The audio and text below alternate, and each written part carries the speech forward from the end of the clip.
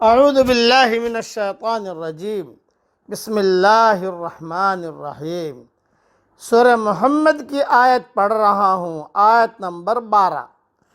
ان اللہ يدخل الذین آمنوا وعملوا الصالحات جنات تجری من تحتها الانہار۔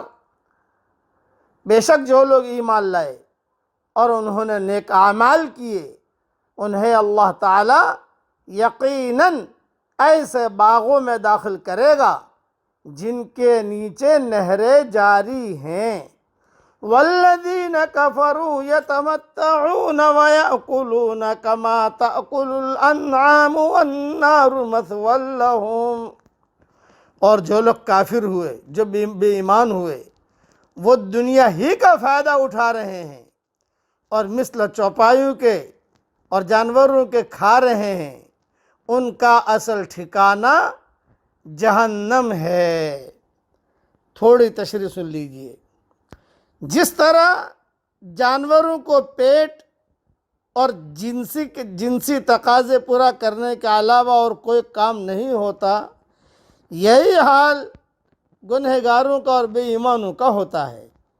ان کا مقصد زندگی بھی کھانے پینے کے علاوہ کچھ نہیں، آخرت سے وہ بالکل غافل ہیں۔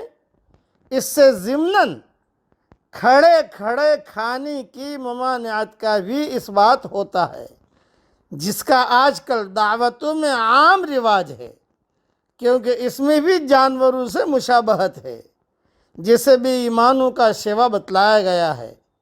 احادیث میں، صحیح احادیث میں کھڑے کھڑے پانی پینے سے بھی نہایت سختی سے منع کیا گیا ہے، جس سے کھڑے کھڑے کھانے کی ممانعت بطریق اولا ثابت ہوتی ہے۔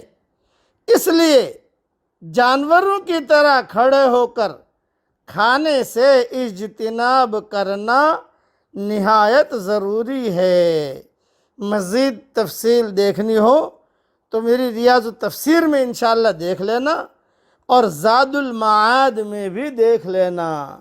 خلاصہ کلام یہ کہ حضرت محمد صلی اللہ علیہ وسلم کے طریقے کے مطابق آدمی کو کھانا چاہیے، آدمی کو پہننا چاہیے۔ ہر وہ عمل جس عمل میں حضور صلی اللہ علیہ وسلم کا طریقہ ہوگا وہ سنت بنے گا، وہ دین بنے گا۔ کھانا کھایا آپ کے طریقے کے مطابق تو سنت بھی بنا، دین بھی بنا، عمل صالح بھی بنا۔ یہی کھانے کی وجہ سے جنت ملے گی۔ نماز پڑھی آپ صلی اللہ علیہ وسلم کے طریقے کے مطابق تو یہی نماز جنت تک پہنچائے گی۔ نماز تو پڑھی لیکن آپ صلی اللہ علیہ وسلم کے طریقے کے مطابق نہیں پڑھی۔ رکوع کی جگہ سجدہ کر لیا، سجدہ کی جگہ رکوع کر لیا، سجدے میں قرآن کی آیتیں پڑھنا شروع کر دیا اور کھڑے کھڑے سبحان ربی العظیم پڑھنا شروع کر دیا، تو طریقہ حضور صلی اللہ علیہ وسلم کا نہیں ہے، یہ اپنے من مانے طریقے پر کر رہا ہے۔ یہی نماز اسے جہنم کی طرف دھکیل دے گی۔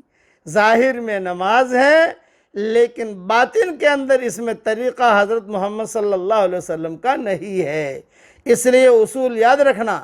عمل صالح کسے کہتے ہیں؟ ایک سوال پیدا ہوتا ہے کہ عمل صالح کسے کہتے ہیں؟ ہر وہ عمل جو سنت کے مطابق ہو وہ عمل صالح ہے۔ بس اللہ تعالی ہمیں سنت کے مطابق زندگی گزارنے کی توفیق عطا فرمائے۔ آمین۔ وآخر دعوانا ان الحمد للہ رب العالمین۔